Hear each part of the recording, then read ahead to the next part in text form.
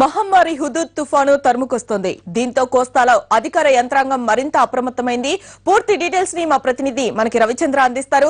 రవిచంద్ర, చెప్పండి, హుదూద్ తుఫాను అప్డేట్స్ ఏంటి, ఎక్కడి వరకు వచ్చింది, ఎన్ని తీరం మైళ్ళకు దూరంలో ఉంది, దానికి సంబంధించిన డీటెయిల్స్ ఇవ్వండి. మమతా, ఆంధ్రప్రదేశ్ను గజగజలాడిస్తున్న హుదూద్ తుఫాను విశాఖ తీరం వైపు శరవేగంగా దూసుకొస్తోంది. ప్రస్తుతం విశాఖకు తూర్పు ఆగ్నేయంగా 330 కిలోమీటర్ల దూరంలో ఇది కేంద్రీకృతమైంది. ఇది తుఫాను తీరానికి సమీపించే కొద్దీ పెను గాలులు వీస్తాయి. తీరం వెంబడి భారీ విధ్వంసం ఉంటుందని ఇప్పటికే వాతావరణ శాఖ అంచనా వేస్తోంది. ప్రస్తుతం మనం విశాఖ తీరంలో ఉన్నాం. ఇక్కడ తుఫాను ముందు ప్రశాంతతను మనం ఇక్కడ చూడొచ్చు. అయితే పైన ఎండగాస్తుంది, ఇంకా వర్షాలు అయితే మొదలు కాలేదు, కానీ అలా సముద్రం మాత్రం పూర్తి స్థాయి అల్లకల్లోలంగా ఉంది. 1 మీటర్ ఎత్తున సముద్రపు అలలు ఎగిసిపడుతున్నాయి. సాధారణం కంటే 1 మీటర్ ఎత్తున అలలు వస్తున్నాయి. తుఫాను సముద్ర తీరాన్ని తాకే కొద్దీ అలల ఉధృతి మరింత పెరుగుతుంది.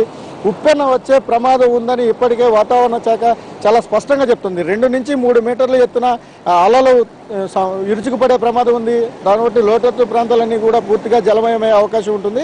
ఇప్పటికే హుదూద్ తుఫాను నేపథ్యంలోనే రైల్వేలు పూర్తి స్థాయిలో అప్రమత్తమైన 31 రైల్వే సర్వీసులను రద్దు చేసుకోగా మరికొన్ని రైళ్లు వివిధ ప్రాంతాల మీదుగా తరలిపోతున్నాయి.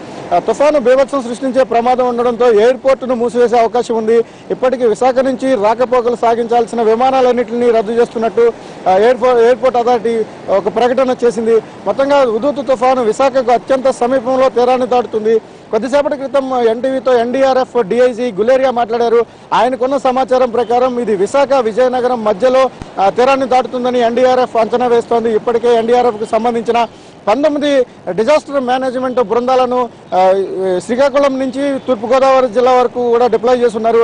మరో 4 బృందాలను ఒడిశా నుంచి రప్పిస్తున్నారు.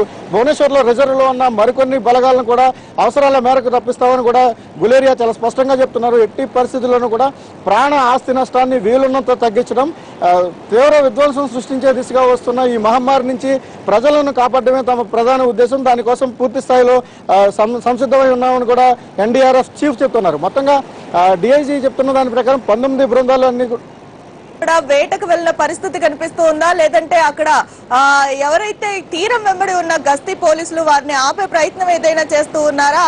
దానికి సంబంధించిన డీటెయిల్స్ ఏంటి?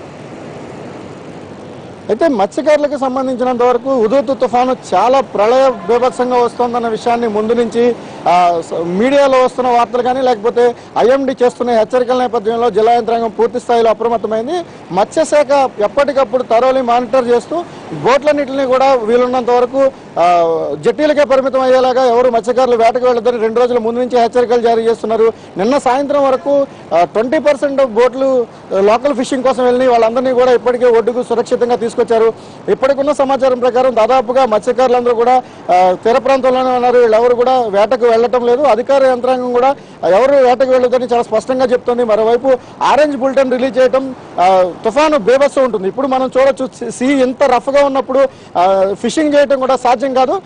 తర్వాత ప్రాణాపాయం కూడా ఉంటుంది. కాబట్టి మత్స్యకారులందరూ కూడా స్వచ్ఛందంగానే ఇప్పటికే తీర ప్రాంతానికి వచ్చేసారు. వీళ్ళందరూ కూడా తమ బోట్లను కాపాడుకునే ప్రయత్నం చేస్తున్నారు. మమతా, అయితే రవిచంద్ర, ఈ హుదూద్ తుఫాను ఎప్పుడు తీరం దాటే అవకాశాలు మనకు కనిపిస్తూ ఉన్నాయి? ఏ సమయంలో ఈ తీరం దాటే అవకాశాలు ఉన్నాయని అధికారులు చెబుతున్నారు? హుదూద్ తుఫాను తాను ముందుగా ఐఎండీ ఏదైతే నిర్దేశించిన రూట్ ఉందో, అంటే విశాఖకు అత్యంత సమీపంలో ఆదివారం తెల్లవారుజామున తీరాన్ని దాటే అవకాశం ఉంటుంది. ఒక 2-3 గంటల ఆలస్యంగా, దాదాపు ఇప్పుడుకున్న ప్రాథమిక అంచనా ప్రకారం ఆదివారం ఉదయం అంటే రేపు దాదాపు 10 గంటల సమయంలో హుదూద్ తుఫాను తీరాన్ని దాటుతుంది.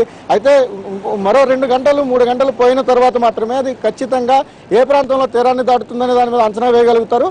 ఇప్పటికైతే హుదూద్ తుఫాను మాత్రం విశాఖకు అత్యంత సమీపంలో తీరాన్ని దాటుతుందని వాతావరణ శాఖ చాలా స్పష్టంగా చెప్తోంది. మమతా, అయితే ఇప్పటికే తీర ప్రాంతంలో ఉన్న ప్రజల్ని అక్కడి నుంచి తరలించడం జరిగిందా? సహాయక చర్యలు ఏ విధంగా కొనసాగుతూ ఉన్నాయి? మరి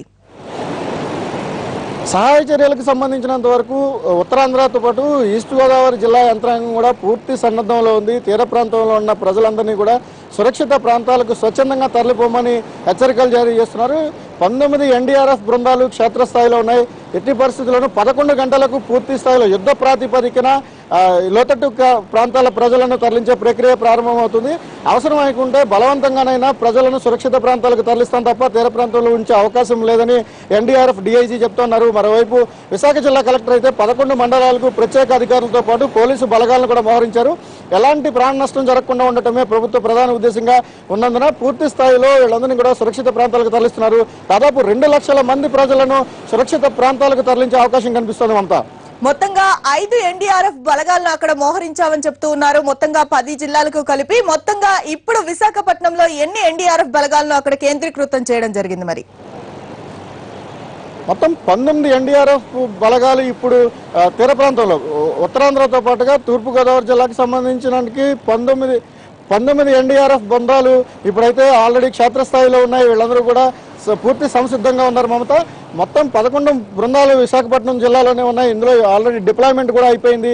పూర్తి స్థాయిగా వాళ్ళకి సంబంధించిన ప్రక్రియ లైఫ్ బోట్లు కానీ లేకపోతే మెడికల్ కిట్లతో అన్నిటితోనూ కూడా పూర్తి స్థాయి సన్నద్ధంగా ఉన్నారు. ఎవరైతే ప్రజలను పూర్తి స్థాయిలో సురక్షిత ప్రాంతాలకు తరలించడమే తమ ఉద్దేశమని ఇందుకు సంబంధించి పూర్తిగా తరలింపు ప్రక్రియను 11 గంటలకు ప్రారంభిస్తాం, యుద్ధ ప్రాతిపదికన తరలింపు చేస్తామని కూడా ఎన్డీఆర్ఎఫ్ స్పష్టం చేస్తోంది. విశాఖ జిల్లాలో మాత్రం 11 బృందాలు యుద్ధ ప్రాతిపదికన వీళ్ళందరినీ కూడా సురక్షిత ప్రాంతాలకు తరలించే ప్రక్రియను ప్రారంభిస్తున్నారు. ఇప్పటికే గాజువాక, పెదగంటియాడ మండలాలకు సంబంధించినంత వరకు చాలా గ్రామాల ప్రజలను తీర ప్రాంతం నుంచి తరలించే ప్రయత్నాలు జరుగుతున్నాయి. Mamata right, thank you Ravichandra సమాచారం అందించినందుకు.